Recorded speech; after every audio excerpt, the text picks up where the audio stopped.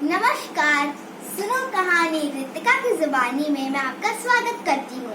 तो आज की मेरी कहानी है मुनमुन और मोनू, जो कि नैतिकवाद कहानियों में से चुनी गई है और इनके लेखक है डॉक्टर परशुराम शुक्ल जी। तो देखते हैं मुनमुन और मोनू की कहानी में कितने पात्र हैं।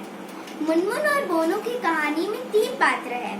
पहली मुनमुन, जो एक बया है और एक कुशल कारीगर चिड़िया है, और ये है चीनी, मुनमुन की नन्ही सी प्यारी सी बेटी। और ये है मोनू, ये एक चमकता हुआ जीव है, यानी कि जुगनू। और चलिए अब देखते हैं यह कहानी क्या कहती है। घने जंगल में मुनमुन बया रहती थी। उसने न जाने कहां से घास फूस और तिनके लाकर अपना घोंसला बनाया था। मुनमुन एक कुशल कारीगर चिड़िया थी।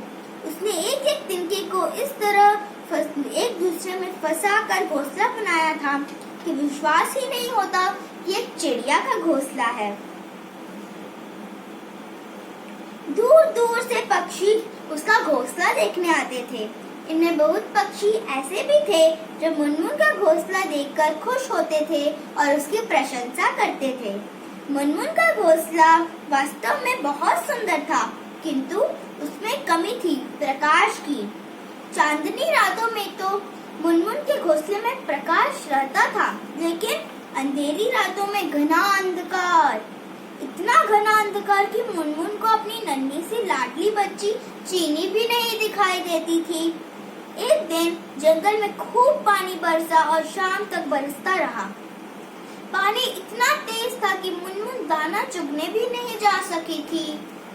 मुनमुन बहुत भूखी थी। सुबह से उसने कुछ भी नहीं खाया था।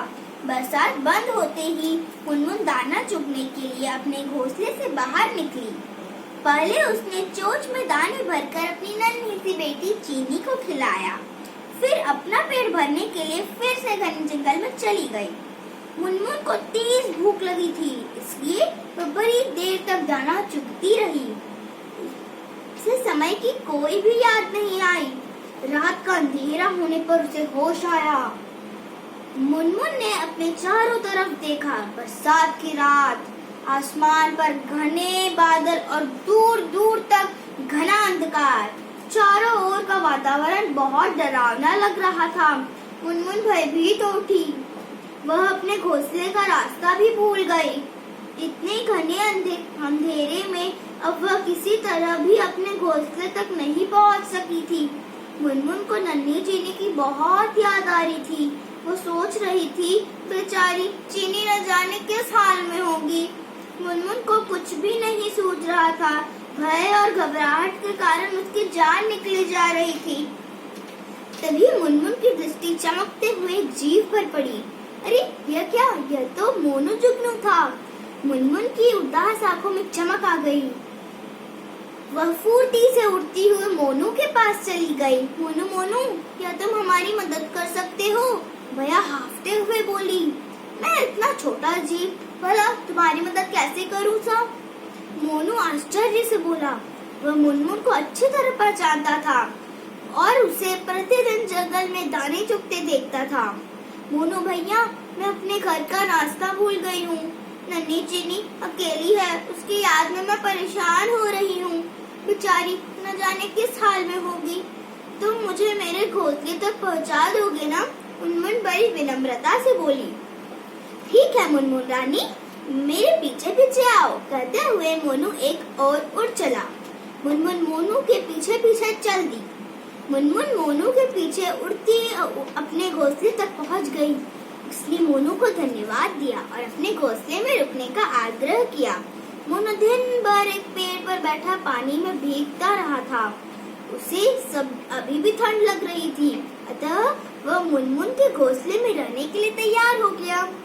जैसे ही मोनू मुनमुन के घोंसले में आया, घोंसला प्रकाश से भर उठा।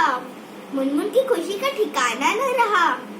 मोनू के प्रकाश में मुनमुन ने देखा कि उसकी नन्ही सी चीनी मीठी नींद में सो रही थी। इतना ही नहीं, उसका घोंसला प्रकाशमान भी हो गया।